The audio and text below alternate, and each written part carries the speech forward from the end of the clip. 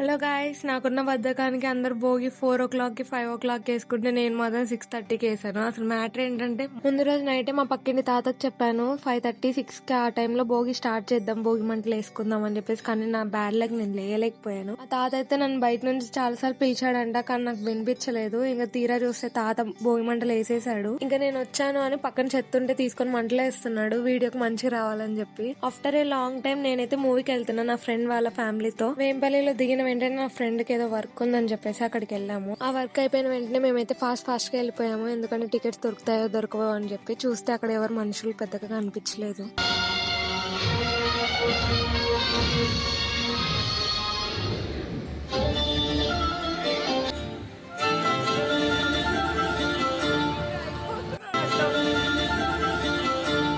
Part 2 అయితే నాకు వేరే లెవెల్లో నచ్చింది. వెంకటేష్ గారు వచ్చినప్పటి నుంచి అసలు నేనైతే నవ్వుతూనే ఉన్నా. సో అలా నవ్వుతూ మూవీ కూడా కంప్లీట్ అయిపోయింది. ఇంకా బాగా ఎంజాయ్ చేశాను నేనైతే మూవీ హాల్లో. ఈ రోజు ముచ్చట్లు ఇంతే, వెళ్ళొస్తా. Bye bye.